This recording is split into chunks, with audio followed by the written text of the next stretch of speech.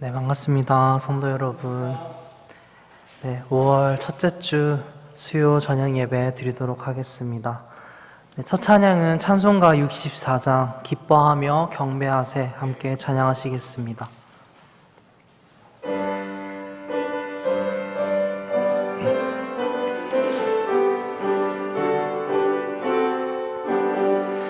기뻐하며 경배하세 영광의 주 하나님 주 앞에서 우리 마음 피어나는 꽃 같아 죄와 슬픔 사라지고 의심 구름 거치니 변함없는 기쁨에 주 밝은 빛을 주시네.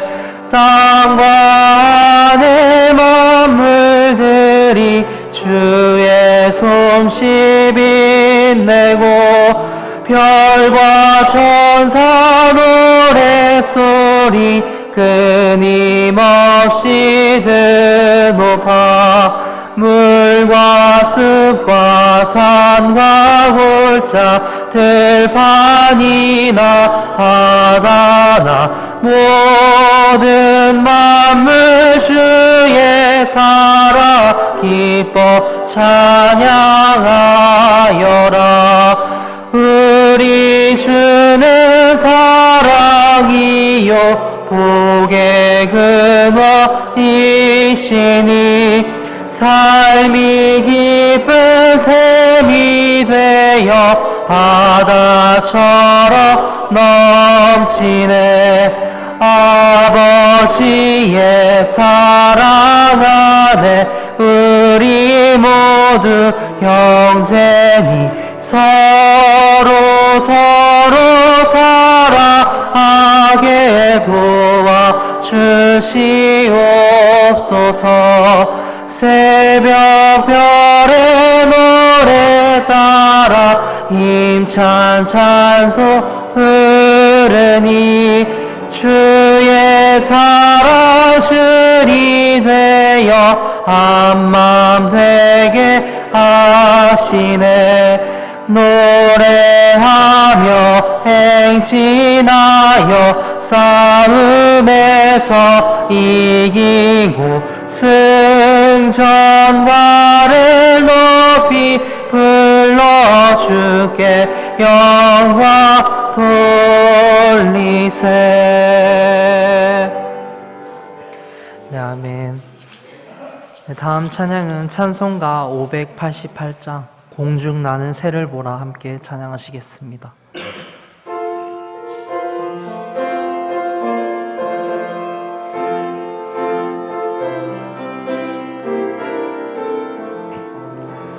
공중 나는 새를 보라 농사하지 않으며 곡식 모아고 가난해 드린 것이 없어도 세상 주관하는 주님 새를 먹여주시니 너희 먹을 것을 위해 근심할 건 무엇냐. 들의 백합 화를 보라 길쌈 수고 안에도 솔로몬의 입은 옷도 입고만 못하였네.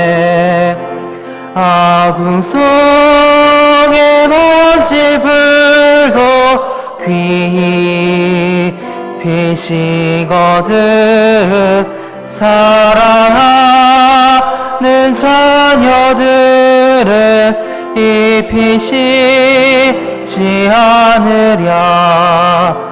너희들은 세상에서 무엇 먹고 마시며 무슨 옷을 입고 살까 염려하지 말아라. 이는 이방 사람들이 간구하는 것이요 너희 하늘 아버지는 너희 쓸 것 아신다. 너는 먼저 주의 나라 그의 의를 구하며 하나님이 모든 것을 너희에게 주시리. 내일 일을 위하여서 아무 염려 말지니 내일 염려하지 말라. 오늘 고생 족하다. 아멘.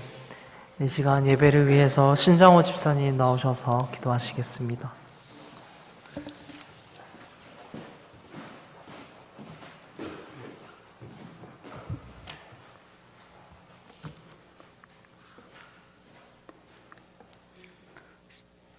저희들을 구원해 주신 하나님 아버지, 이 시간에는 주님의 자녀들이 진리의 말씀이 풍성한 주님의 몸된 교회에서 주님을 찬양하고 또한 각자 있는 처소에서는 인터넷을 통해 동시에 다 같이 수요일 저녁 예배를 드릴 수 있도록 인도해 주신 아버지 하나님께 이 시간 먼저 감사를 드립니다. 아버지 하나님, 이 시간 기도하옵는 것은 주님의 몸된 교회의 자녀들 가운데 외지에 있는 가족들과 군 복무 중인 형제와 외지에서 생활하는 자녀들은 타지에서 생활할 때에 이 세상 유혹에 조금 더 흔들리지 않고 아무 사고 없이 건강하게 주님을 찬양하고 항상 예배드리는 삶을 살아갈 수 있도록 주님이 지켜주시고 인도해 주시옵소서.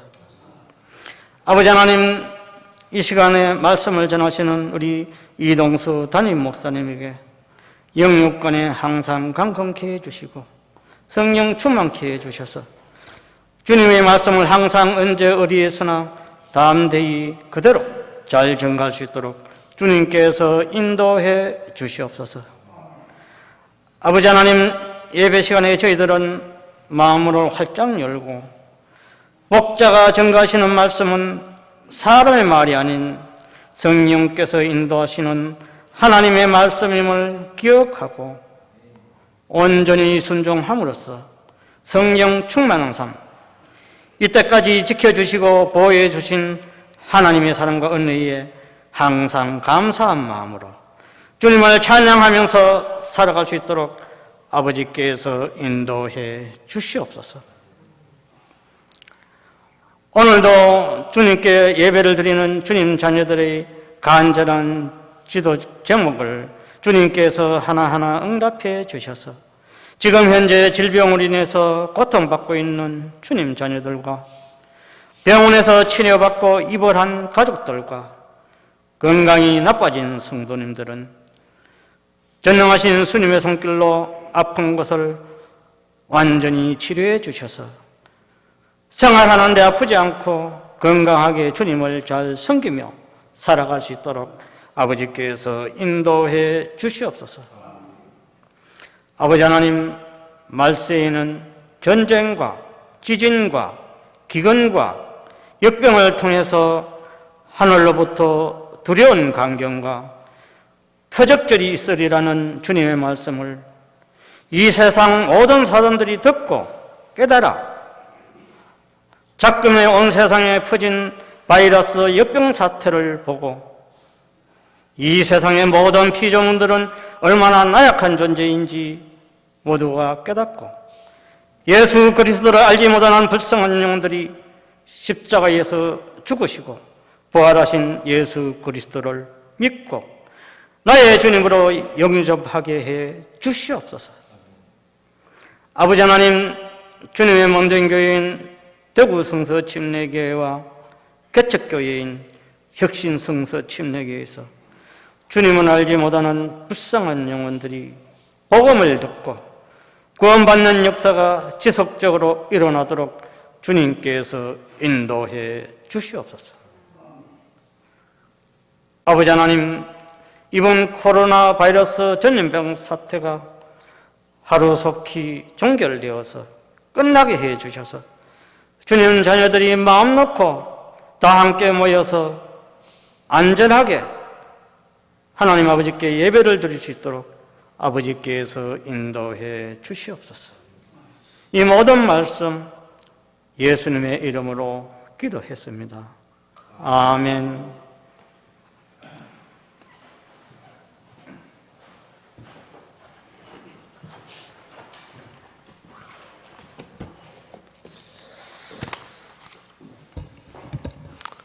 잘 지내고 계십니까? 매일 아침마다 오늘은 몇 명이 나왔나 이렇게 관심을 가지고 보게 되는데요.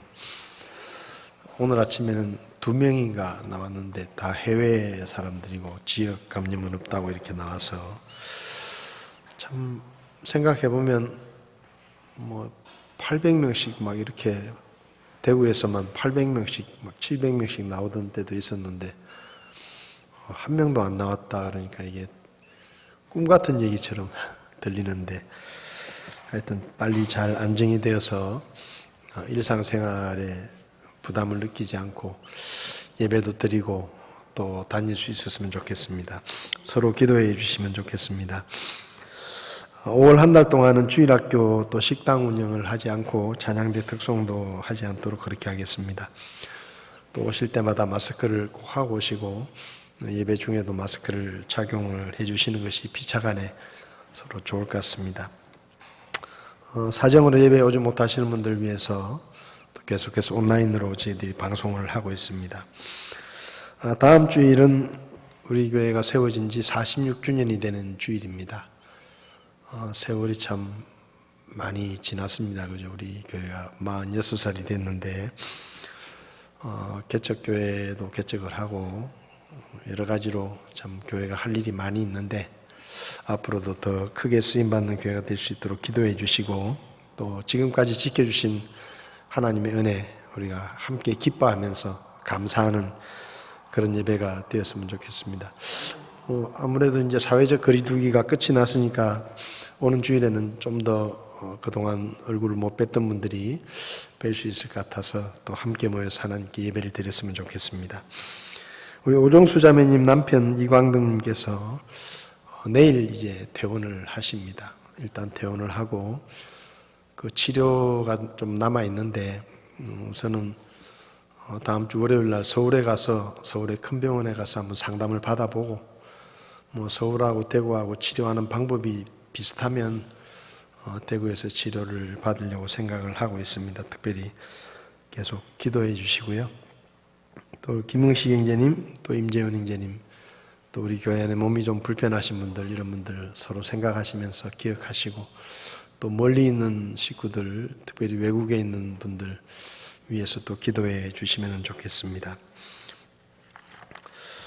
요즘 이 코로나 때문에 하여튼 생각도 많고 또 시간도 많아서 그런지 성경도 좀 더 많이 보고 우리 김시영 모치님은 코로나 때문에 교회를 못 오고 밖에 못 나가게 되니까 성경을 거의 일독을 거의 다 해간다고 그렇게 이야기하시더라고요.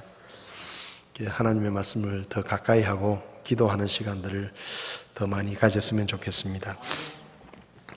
하나님의 말씀을 같이 보시겠습니다. 누가복음 17장 11절부터 19절까지 말씀을 같이 보시겠습니다. 누가복음 17장 11절부터 19절까지 말씀을 우리 한 목소리로 같이 읽도록 그렇게 하겠습니다. 11절부터 19절입니다. 그분께서 예루살렘으로 가실 때 사마리아와 갈릴리의 한가운데로 지나가시니라. 그분께서 어떤 마을로 들어가심에 나병 환자 10사람이 그분을 만나 멀찍이 떨어져 서서 목소리를 높여 이르되 예수님이여 선생님이여 우리에게 긍휼을 베푸소서 하거늘 그분께서 그들을 보시고 그들에게 이르시되 가서 제사장들에게 너희 몸을 보이라 하시니 그들이 가다가 정결하게 되니라. 그들 중에 한 사람이 자기가 나은 것을 보고 돌아와 큰 소리로 하나님께 영광을 돌리며 그분의 발 앞에 얼굴을 대고 엎드려 그분께 감사를 드렸는데 그는 사마리아 사람이더라. 예수님께서 응답하여 이르시되 10사람이 정결하게 되지 아니하였느냐?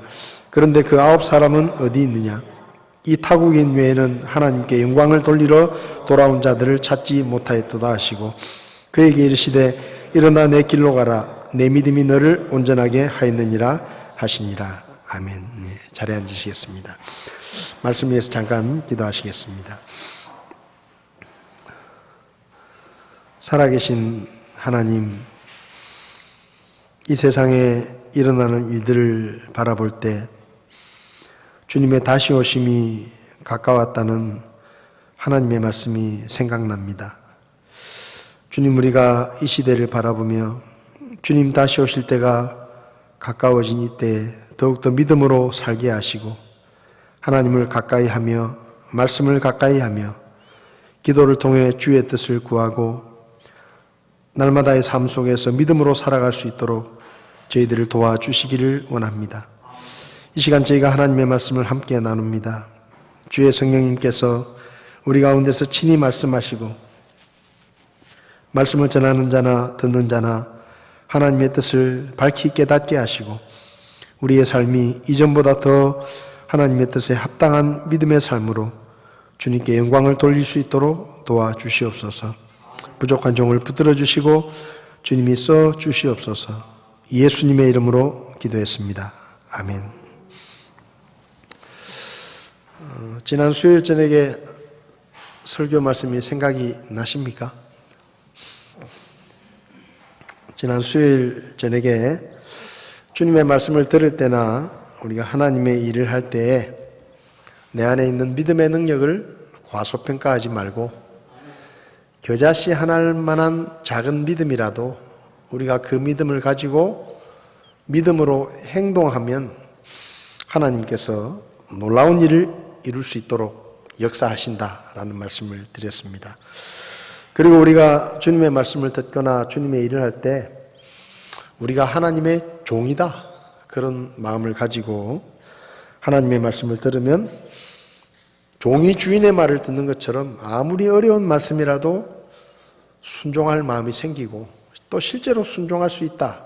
그리고 주님의 일을 할 때 내가 종으로서 주님의 일을 한다라는 마음을 가지면 사람들이 알아주지 않고 또 칭찬이 없고 또 때로는 내가 생각하는 그런 결과를 얻지 못하더라도 낙심하거나 실망하지 않고 끝까지 충성을 다할 수 있다. 그런 말씀을 드렸습니다. 예수님께서 겨자씨 하나만한 믿음이 있어도 산을 옮길 수 있다. 그렇게 말씀하셨잖아요. 그리고 사도 바울도 내게 능력 주시는 자 안에서 모든 것을 할 수 있다라고 그는 고백했습니다. 믿음의 능력이라는 것이 그렇게 놀랍다라는 뜻이죠.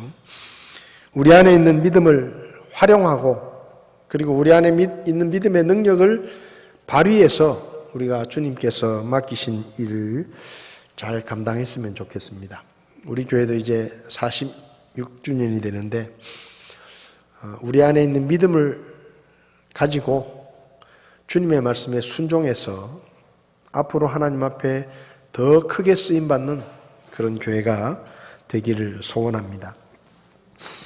오늘 본문의 말씀을 보면 예수님께서 예루살렘으로 가실 때 사마리아와 갈릴리의 한가운데로 지나가셨는데 그 사마리아 지역으로 들어가셨습니다.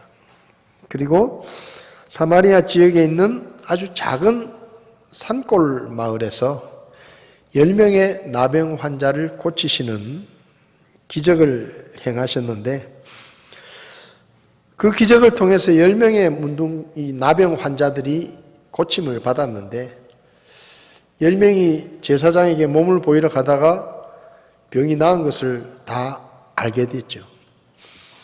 그런데 가다가 한 사람만 돌이켜서 자기 병이 고침을 받았으니까 예수님께 돌아와서 아이고 저를 고쳐주셔서 감사합니다. 감사의 인사를 하고 하나님께 영광을 돌렸다. 근데 나머지 9명은 그냥 가버린 거예요. 그래서 예수님께서 그 한 사람을 보시고 그 한 사람은 사마리아 사람이다 라고 성경은 말합니다. 그러니까 아마 한 사람이 사마리아 사람인 걸 보니까 예수님께서 이 타국인 외에는 돌아온 사람이 없느냐 그렇게 한 것을 볼 때 아마도 나머지 9명은 유대인이었을 가능성이 훨씬 많습니다. 어쨌든 이 나병 환자들이 10명이 고침을 받았는데 한 명은 돌아와서 감사를 했고 9명은 내빼버렸어요. 그러니까 감사를 잃어버린 겁니다. 예수님께서 서운하게 생각하셨죠. 그리고 이 돌아와서 감사의 인사를 하는 이 사람에게 육신의 질병만 고쳐주신 게 아니라 영혼의 구원까지 약속해 주셨습니다. 이 말씀을 읽으면서 같이 길을 가다가 똑같이 병이 나았는데 왜 9사람은 돌아오지 않았을까? 왜 예수님께 돌아와서 병을 고쳐주신 것에 대해서 마땅히 감사해야 되는데 감사를 잃어버렸을까? 그것을 생각하면서 어쩌면 우리도 하나님 앞에서 하나님이 우리에게 베풀어 주신 수많은 은혜와 축복을 받았음에도 불구하고 마땅히 하나님 앞에 드려야 될 감사를 잃어버리고 살고 있지는 않은가 하는 것을 좀 생각해 보려고 합니다. 그래서 감사를 잃어버리지 마라 그런 제목으로 말씀을 드리려고 합니다. 왜 한 명은 돌아와서 감사했는데 9명은 감사를 잃어버렸는가? 여러 가지 이유가 있겠지만 본문을 통해서 좀 살펴보면요. 첫 번째 이유는 과거를 기억하지 못하면 감사를 잃어버리게 됩니다. 여기 본문에 나오는 이 10명은 나병 환자였습니다. 나병 환자. 근데 이 나병이라는 병은 지금도 사실은 문둥병이라고 그렇게 많이 부르는데 지금은 한센병이라고 이름을 부릅니다. 1873년에 노르웨이의 한센이라는 사람이 이 문둥병의 원인이 되는 균을 발견을 해가지고 그 사람 이름을 따서 한센병이라고 부르는데요. 이 나병은 오래된 병입니다. 기원전 2400년쯤에 이집트에서 처음 발생을 해가지고 유럽을 거쳐서 중동을 거치고 유럽을 거치고 중국을 거쳐서 우리나라에까지도 들어온 병입니다. 결핵하고 비슷해가지고 공기 중으로 전염이 됩니다. 기침이나 체액을 통해서 전염이 되고 구약 성경에서도 이 나병에 걸린 사람은 반드시 격리 수용을 하고 성 밖으로 쫓아내 가지고 자기들끼리 지내도록 요즘 코로나하고 비슷하잖아요. 코로나에 걸리면 집에 못 있게 하고 가둬버리잖아요. 격리를 딱 시킵니다. 왜냐하면 이게 기침을 하거나 하면은 전염이 되니까 가족들에게도 해를 끼칠 수 있고 돌아다니면은 31번 환자처럼 막 수많은 사람에게 감염을 시키니까 딱 가둬버리는 거죠. 이 나병도 마찬가지예요. 아주 안 좋은 피부병입니다. 이게 막 피부에 발진이 생기고 상처가 생기고 고름이 나고 피부가 썩어 들어갑니다. 그런데도 이 나병에 감염이 되면 통증을 못 느껴요. 그러니까 자기 몸에서는 막 진물이 나고 뭐 손가락이 떨어져 나가고 발가락이 떨어져 나가는데도 아픈 줄을 모릅니다. 그리고 얼굴에도 막 변형이 생기고 시력을 잃기도 하고 우리나라도 조선시대 때 나병이 창궐해가지고 격리 수용을 해서 치료를 했다는 기록이 있고 1916년에는 일제시대 때 우리나라의 소록도에 이 나병 환자들만을 전문적으로 격리시켜서 치료하는 소위 말하면 소록도에 치료센터를 만들었죠. 그래서 소록도가 나병 환자를 수용하던 그런 섬이었다.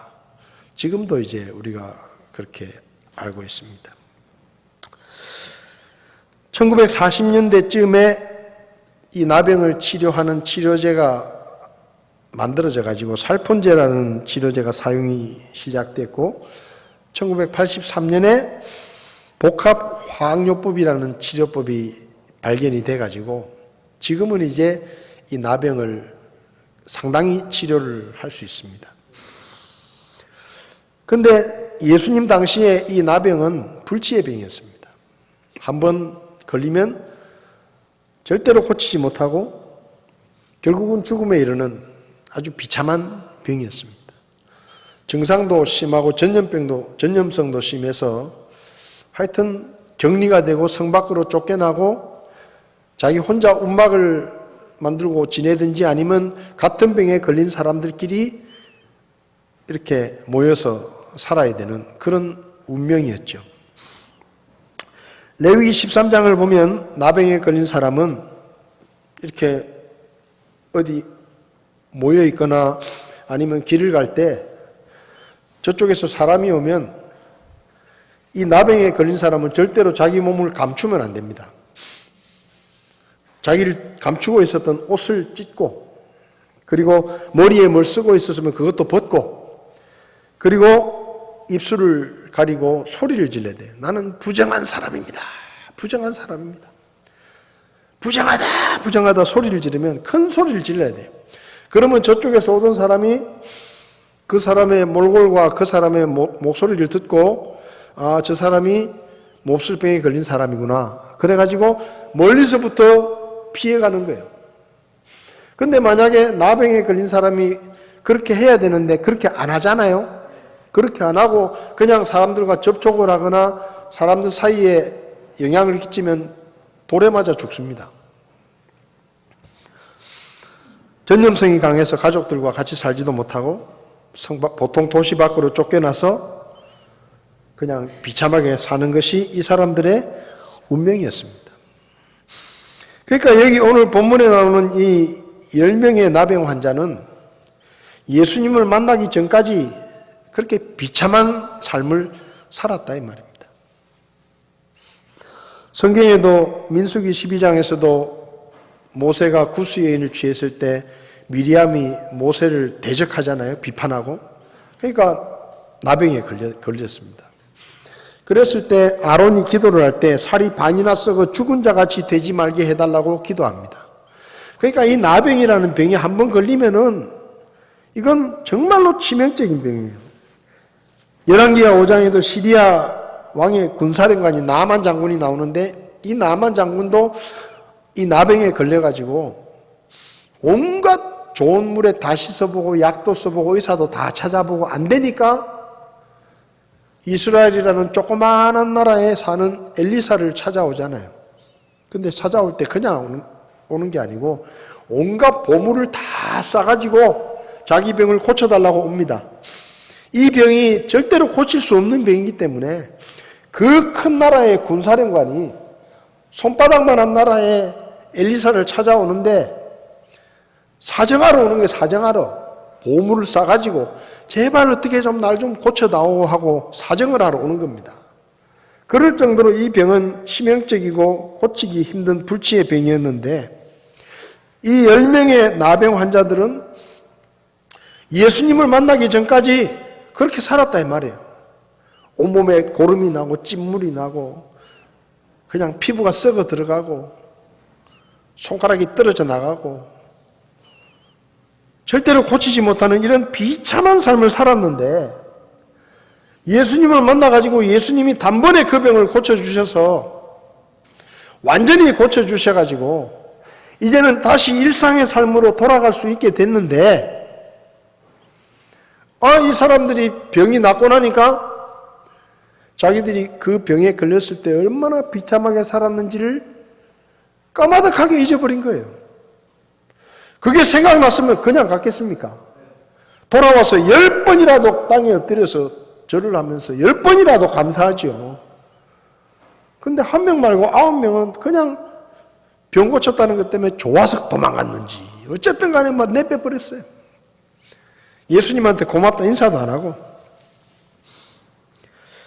병을 앓던 때 과거의 비참함을 너무 쉽게 잊어버린 겁니다. 여러분, 우리가 감사하지 못하는 이유 중에 제일 큰 이유가 뭔가 하면요, 과거를 너무 쉽게 잊어버리기 때문이에요. 여기도 부모님이 계시는 자녀들이 있잖아요. 자녀들이 아주 어릴 때는 생각해 보세요. 똥을 지가 치웁니까? 오줌을 지가 치웁니까? 밥도 또 먹여야 돼요. 숟가락질도 못해요. 어릴 때부터 우유 먹여가지고 진자리 마른 자리 갈아가면서 조금만 열나면 밤새도록 엄마는 자지도 못하고 옆에서 그냥 딱 걸레 수건에 물을 묻혀가지고 닦아주고 하여튼 뭐 온갖 고생을 해서 키워놓으면 지가 혼자 큰 줄 알아. 지가 혼자 큰 줄 알아요. 그래서 부모한테 고마운 마음이 없어져 버리는 거예요. 감사한 마음이 사라져 버리는 거예요. 과거를 잊어버리면 어렸을 때 자기가 어떻게 얼마나 부모님의 은혜를 잊고 살았는지를 잊어버리면 그걸 당연하게 생각하고 감사하지 않는 거예요. 우리가 구원받고 난 다음에 왜 하나님 앞에 감사가 식어집니까? 구원받기 전에 우리가 얼마나 비참한 죄인이었는지, 우리가 얼마나 무서운 하나님의 심판을 받아야 됐는지, 지옥에 가서 영원히 죽음보다도 못한 고통 가운데 영원히 형벌을 받아야 되는 그런 비참한 죄인이었다는 것을 잊어버리는 거예요. 그러니까 하나님 앞에 감사가 사라지는 거예요. 여러분, 우리는 구원받고 하나님의 자녀가 됐지만 우리의 지나간 과거를 절대 잊지 말아야 됩니다. 예수님 만나기 전에 우리가 얼마나 더러운 죄인이었는지, 우리가 얼마나 비참한 삶을 살았는지, 절망적인 죄인이었는지, 죽어서 심판을 받고 지옥에 가서 영원히 고통을 당해야 되는 것이 바로 나였습니다. 아무런 소망이 없었어요. 지옥에 가는 줄도 모르고 그냥 죄를 짓고 살았어요. 바로 앞에 낭떠러지가 있는데 그것도 모르고 그냥 그게 잘 사는 건 줄 알고 그렇게 살았다 이 말이에요. 그러다가 하나님의 은혜로 예수님을 만나가지고 믿음을 갖게 되고 구원을 받은 겁니다. 여러분, 지금 우리가 그럴듯한 모습으로 있으니까 옛날에 죄인이었다는 거 잊어버릴 수 있어요. 옛날에 우리가 그렇게 무서운 절망적인 비참한 삶을 살았던 사람이라는 것을 잊어버릴 수 있습니다. 근데 그 잊으면 안 돼요. 지나간 과거를 잊어버리면 감사가 사라져요. 근데 내가 예수 믿기 전에, 구원받기 전에 얼마나 더럽고 무서운 죄인이었는지를 알고 지옥에 가서 영원히 살 수밖에 없는, 고통당할 수밖에 없는 죄인이었다는 것을 잊어버리지 않으면 우리는 하나님 앞에요, 백골난방입니다 하고 날마다 엎드려서 감사해야 돼요. 그럴 수밖에 없어요. 얼마나 감사합니까? 그런 더러운 죄인인 우리를 구원하셔서 하나님의 자녀가 되게 해주시고 새로운 삶을 살게 해주시고 지금까지 하나님의 자녀로 살게 해주시고 죽어도 지옥에 가지 않고 천국에 가서 영원히 살도록 하나님이 우리를 구원해 주셨는데 옛날에 우리가 얼마나 무서운 죄인이었는지를 기억하고 있으면 백골난방이에요. 우리는 어렵다고 생각하죠. 데살로니가전서 5장 18절에 모든 일에서 감사하라. 아이고, 세상에 사람이 어떻게 모든 일에서 감사하냐, 그 못하는 거다. 근데요, 우리가 지옥에 갈 죄인이었다는 것만 생각하면 감사하지 못할 일이 뭐 있겠습니까? 그렇잖아요. 우리 그 찬송 잘 부르잖아요. 응? 모든 것 감사하다고. 찬송할 때는 모든 것 감사한데 찬송 끝나면 모든 것 감사가 안 됩니다. 왜 안 되죠? 옛날을 잃어버리니까. 옛날을 자꾸 잊어버리는 거예요. 우리가 어떤 죄인이었는지, 우리가 얼마나 비참한 삶을 살았는지, 우리가 얼마나 절망적인 죄인이었는지를 잊어버리면 9명처럼 되는 거예요. 나병에 걸려가지고 그렇게 비참하게 살고 있었는데 예수님 만나가지고 예수님이 단번에 고쳐주셨는데 어디 감사 인사 한마디도 없이 도망갑니까? 그럴 수 없는 거예요. 두 번째로 받은 은혜를 잊어버리면 감사를 잃어버리게 됩니다. 여러분, 이 본문에 나오는 9명의 나병 환자가 예수님께 돌아와서 감사하지 않은 이유 중에 하나는 은혜를 잊어버린 거예요. 여러분, 사실은 이 10명의 나병 환자들이 예수님을 만났다는 것 자체가 하나님의 은혜입니다. 왜 그런지 아세요? 여기 성경을 보면 그분께서 예루살렘으로 가실 때에, 그러니까 갈릴리에 계시다가 예루살렘 남쪽으로 내려오시는데 사마리아와 갈릴리의 한가운데로 지나가시니라. 이게 지금요, 예수님이 지금 사마리아 지역으로 들어가셨다 이 말입니다. 근데 예수님 시대에 유대인들은 절대로 사마리아 지역으로 안 갑니다. 왜냐하면 사마리아 사람들하고 감정이 안 좋아가지고 그 사마리아 지역에 들어가면 무슨 험한 일을 겪을지 몰라서 아예 그 지역으로는 가지도 않아요. 그러니까 보통 북쪽에서 남쪽으로 내려갈 때 보통 유대인들은 그 산지를 지나가면 빠른데 거기 사마리아 지역이 있기 때문에 그리로 안 가고 지금의 요단강 쪽으로 사해 바다 있는 쪽으로 이쪽 평지로 쑥 내려오다가 예루살렘 쪽으로 서쪽으로 올라가가지고 산을 올라가가지고 예루살렘으로 가요. 그게 보통 유대인들의 가는 길이에요. 근데 지금 예수님은 유대인인데 예수님은 사마리아 지역으로 들어가신 겁니다. 여기 이 10명의 나병 환자가 고침을 받은 장소에 대해서 그냥 어떤 마을로 들어가셨다라고 되어 있지만 학자들은 이 지역이 부르킨이라는 작은 시골 마을일 것이다라고 믿습니다. 그리고 부르킨이라는 그 마을에 가면 지금도 나병 환자들이 고침을 받았다고 기념하는 기념교회가 있습니다. 근데 이 사마리아 지역의 제린이라는 지역에 이 부르킨이라는 조그마한 산골 마을이 있는데 지금도 성지순례를 가면 이 사마리아 지역에 못 들어가요. 팔레스타인 사람들이 거기 딱 장악하고 있어서 못 들어가요. 그리고 들어가더라도 통행이 될 때도 이 제린이라는 지역으로 들어가려고 하면 이스라엘 군인들이 지키는 검문소를 지나가지고 아주 까다롭게 검문을 하고 통과를 해야 들어갈 수 있습니다. 예수님 당시에도 사마리아 사람들하고 감정이 안 좋아가지고 유대인들이 그리로 들어가질 않아요. 그런데 예수님은 지금 의도적으로 사마리아 지역으로 들어가시고 그 제닌 지역에 있는 부르킨이라고 하는 아주 작은 산골 마을이에요. 산골 마을. 그 마을에 가신 겁니다.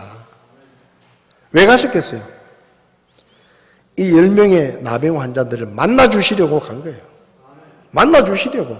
그러니까 이 10명의 나병 환자들이 예수님을 만날 수 있는 확률은 없었어요. 나병에 걸린 것도 그렇지만은 이동도 자유롭지 못하고 어디 다닐라 그래도 보통 힘든 게 아니고 그러니까 예수님이 이들을 찾아오시지 않았으면 이 사람들은 절대로 예수님을 못 만납니다.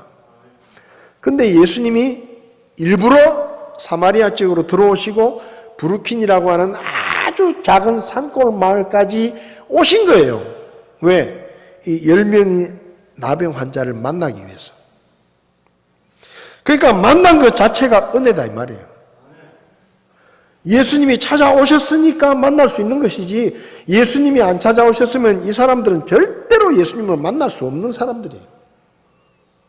그러니까 이 사람들은 몰랐지만 예수님이 이 사람들을 찾아오신 것 자체가 은혜란 말입니다. 그 다음에 이 나병 환자들이 소리를 질렀죠. 멀찍이 떨어져 서서 가까이 오면 안 되니까 멀리 서가지고 예수님이여, 선생님이여, 우리를 불쌍히 여겨주십시오. 소리를 지릅니다.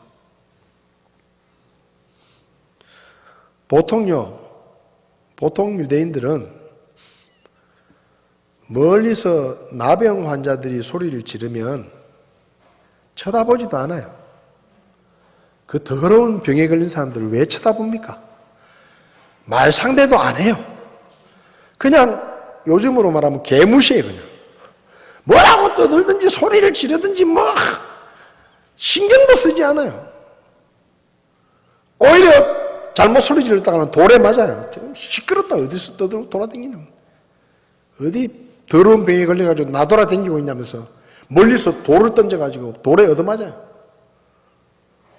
그러니까 예수님께서 이 10명의 나병 환자들의 소리를 대꾸해 주실 이유가 전혀 없는 겁니다. 그런데 이 10명의 나병 환자들이 소리를 지를 때 예수님이 그 소리를 듣고 대꾸를 하십니다. 이거 기적이에요, 이거. 보통 유대인들도 상대도 안 한 사람들이에요. 그런데 예수님이 이 사람들의 말을 귀담아 들으시고 이 사람들의 말에 상대를 해주시는 겁니다. 뭐라고 상대해 주십니까? 제사장들에게 너희 몸을 보여라. 기가 막힌 말이에요. 여러분, 예수님께서 이 나병 환자들에게 제사장들에게 가서 몸을 보이라고 말한 뜻이 뭔가 하면요, 나병 환자들이 제사장을 찾아가는 유일한 이유는 뭔가 하면 병이 다 나아가지고 제사장이 증언을 해줘야 돼요. 제사장이 보고 진찰을 딱 해가지고 이 사람은 나병이 다 나았더라. 그래서 다 나았다는 것을 백성들 앞에서 제사장이 공식적으로 선언을 해줘야 이게 병이 나은 게 증명이 되는 겁니다. 그러니까 예수님께서 가서 제사장들에게 너희 몸을 보이라고 말씀하신 것은 내가 너희들의 병을 완전하게 고쳐주시겠다는 뜻이에요. 완전하게 고쳐줄 테니까 가서 제사장에게 몸을 보이고 완치됐다는 공식적인 증언을 받고 오라 이 말입니다. 그러니까 그냥 제사장에 가서 보이라는 게 아니에요. 이게 예수님께서 그들의 말을 들으시고 내가 너희들의 병을 완벽하게 완전하게 재발이 되지 않도록 완전하게 치료를 해줄 테니까 가서 제사장들에게 너희 몸을 보여라. 그렇게 말씀하신 겁니다. 근데 가다가 병이 다 나았어요. 여러분, 병이 나은 것은 병든 사람이 제일 잘 압니다. 제사장에게 몸을 보이러 가고 있는데 몸이 갑자기 가벼워지고 고름이 그치고 피부가 아주 뽀얗게 좋아지고 완전히 다 나은 거예요. 가다가 예수님의 말씀을 믿고 가는 거니까 가다가 다 나았어요. 기가 막히다는 거예요. 그렇게 가다가 병이 다 나으니까 그 중에 한 명은 와이고 뭐 이런 일이 일어나 싶어가지고 당장 돌아와가지고 내가 예수님 앞에 고맙다 인사를 하게 돼. 쫓아가는 거예요. 나머지 9명은 갑자기 왜 저러노? 예수님한테 나는 인사라도 하고 와야 되겠다. 갔다 와야 되겠다. 야, 그놈 인사가 급하나 지금 제사장한테 보이고 빨리 나았다는 거 증명하고 가족들한테 가야지. 그놈의 인사가 뭐가 급하냐? 우린 갈란다. 가는 거예요. 얼마나 큰 은혜입니까? 병을 완전히 낫게 해주신 거예요. 어쩌면 이 9명은 받은 은혜를 당연하게 생각했을지도 모릅니다. 당시의 유대인들은요, 자기들이 아브라함의 자손이다. 우리는 아브라함의 자손이다. 우리는 하나님의 선택된 백성이다. 그러니까 하나님은 우리에게 축복을 해주시고 우리에게 은혜를 베풀어 주시는 것은 지극히 당연한 거다. 저는 더러운 이방인들에게는 하나님이 은혜를 베푸시는 것이 아까운 일이지만 아브라함의 후손인 우리에게 하나님이 축복하시는 것은 당연하고, 그래서 유대인들은 하나님이 자기들을 축복해 주시지 않고 힘든 일 생기게 하면요 불평하고 원망을 했어요. 하나님, 우리가 명색이 하나님의 백성인데 하나님이 우리한테는 잘해줘야죠. 저 이방인들한테는 그렇게 하셔도 괜찮지만은 우리는 잘 되게 해주시고 우리는 병도 안 걸리게 해주시고 우리는 다 축복을 해주셔야죠. 그렇게 생각했어요. 그러니까 이 나머지 9명도 아마 유대인이었다면 그래 하나님이 우리를 돌아봐 주셔야지. 우리가 누구야? 아브라함의 후손인데 그래도 우리가 그래도 명색이 하나님의 백성인데 하나님이 우리한테 잘해주시는 건 당연하지. 교회 다니는 사람들 그런 사람 많아요. 교회 다니다가도 어려운 일이 생기면 하나님 왜 이러십니까? 제가 하나님의 자녀인데 아버지가 자식한테 잘해줘야죠. 왜 이렇게 힘든 일이 생기게 합니까? 아버지 맞습니까? 막 대들고 따지고 막 불평하고 원망하고 그런 사람 많아요. 자식들도 그렇잖아요. 옆집 아저씨가 빵 하나 사주면 얼마나 공손하게 아이고 감사합니다 합니까? 근데 자기 부모가 빵이 아니라 고기를 사줘도요. 고기가 찌리기네, 뭐 맛이 없네, 뭐 더 좋은 식당에 가야 되는데 어쩌고 저쩌고. 당연하다고 생각하는 거예요. 하나님의 백성이니까 하나님이 우리에게 은혜를 베풀어 주시는 거 당연하지. 부모님이니까 나를 낳았으니까 내가 공부할 때 뒷바라지 하는 거 당연하고 결혼할 때 뒷바라지 해주는 거 당연하고 나 필요한 거 사주는 거 당연하고 그렇게 생각하니까 감사를 안 하는 거예요. 여러분 이 세상에 당연한 거 하나도 없습니다.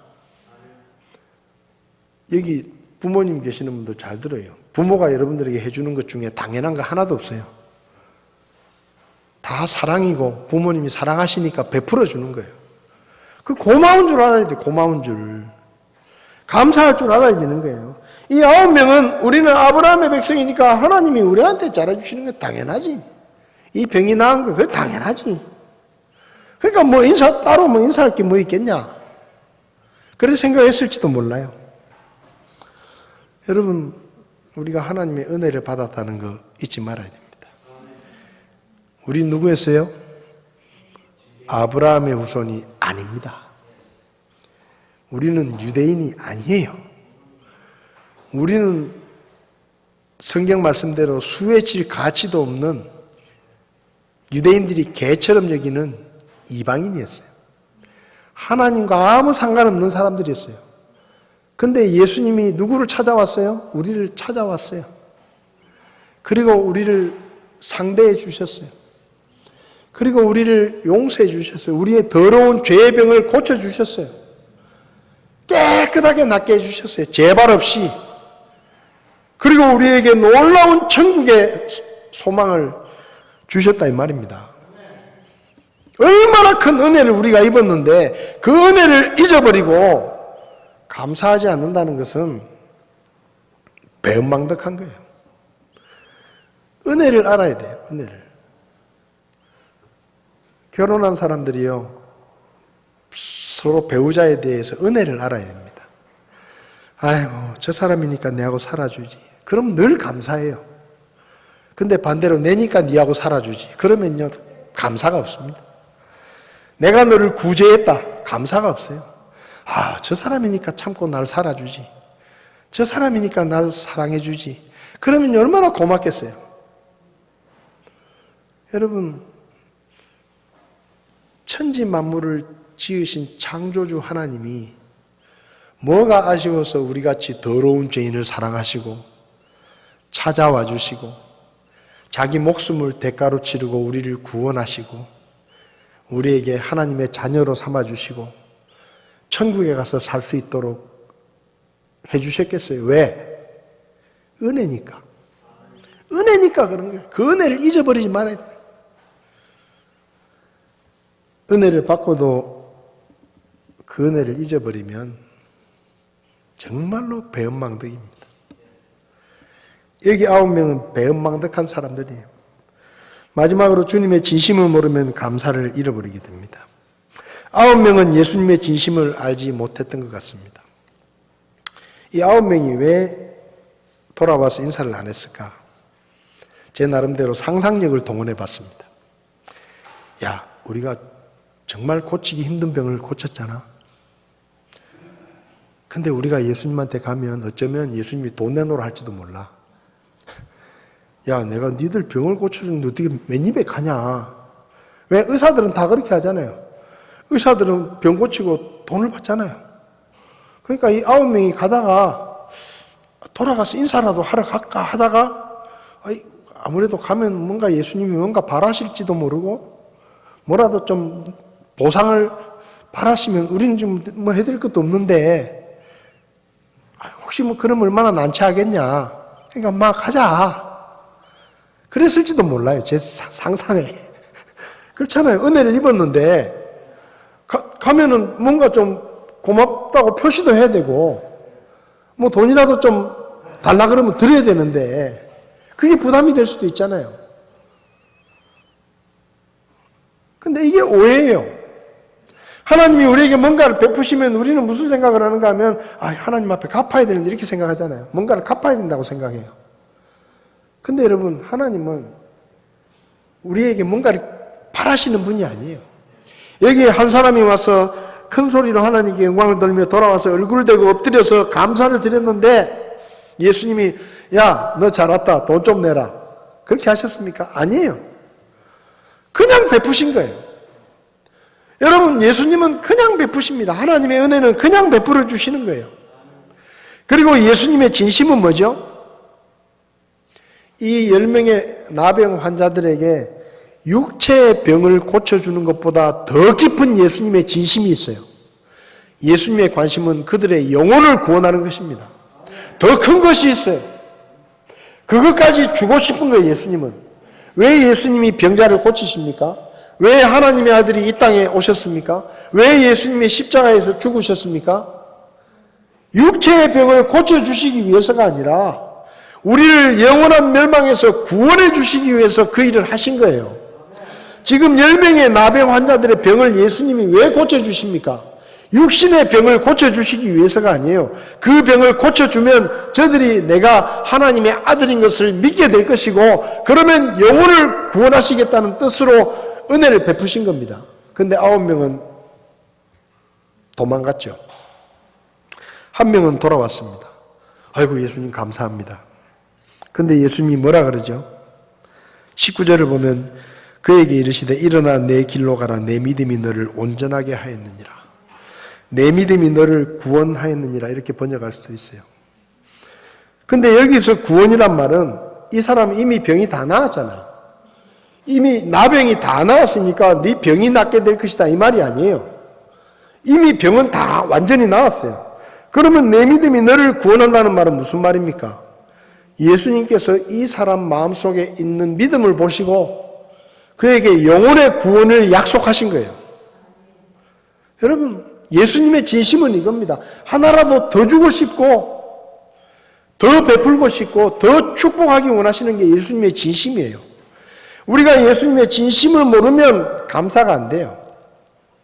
근데 예수님의 진심을 알면 날마다 감사가 돼요.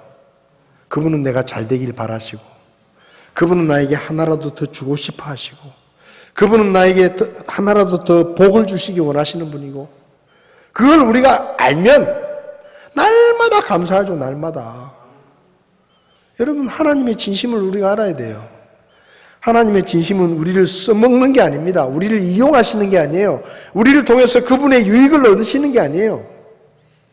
우리에게 은혜를 베푸시고 그 은혜 때문에 우리가 행복해하고 우리가 하나님을 누리면서 기뻐하면 그걸로 하나님은 족하십니다. 그래서 여기 이 사람은 감사하러 돌아온 사람은 육신의 병도 고쳤고 영혼의 구원도 받았어요. 나머지 9명은 육신의 병은 고쳤지만 더 큰 선물은 잃어버린 겁니다. 여러분, 왜 우리에게 감사가 점점 사라집니까? 옛날을 잊어버리기 때문이에요. 옛날에 우리가 얼마나 더럽고 추한 죄인이었는지, 영원히 멸망당할 수밖에 없는 죄인이었다는 것을 잊어버리지 마시기 바랍니다. 그리고 그런 절대로 은혜를 받을 수 없는 죄인에게 하나님이 값없이 구원의 은혜를 베풀어 주셨다는 것 잊지 마시기 바랍니다. 그리고 하나님은 지금도 우리에게 항상 좋은 것을 주시고 우리가 잘 되기를 원하시고 자기의 목숨까지도 아끼지 않고 주셨던 그분께서 모든 것을 우리에게 주시기 원하신다는 그 진심을 우리가 알고 매일매일 순간순간마다 하나님 앞에 감사하고 기뻐하고 하나님께 예배드리고 하나님께 영광을 돌리는 그런 저와 여러분들이 될 수 있기를 바랍니다. 우리의 삶에 감사가 식어지고 있다면 옛날을 생각하십시오. 하나님이 베푸신 은혜가 얼마나 큰지를 생각하십시오. 지금도 우리를 도와주시고 보호하시고 좋은 것으로 채워주시는 하나님의 진심을 생각하십시오. 그리고 감사하시기 바랍니다. 기도하시겠습니다.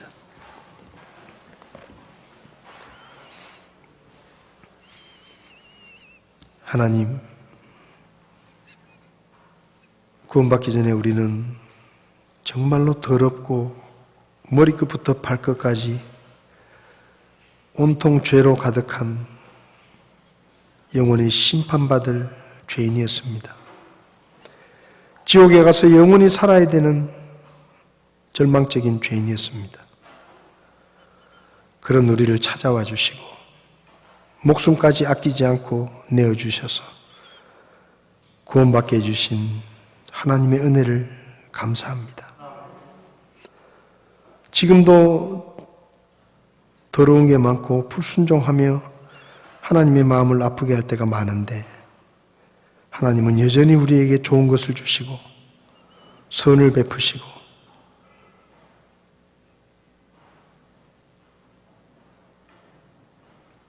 하나님께서 우리를 좋은 길로 인도하시며 복 주시는 것을 감사합니다. 그 하나님의 진심을 제가 기억할 수 있도록 도와주시옵소서.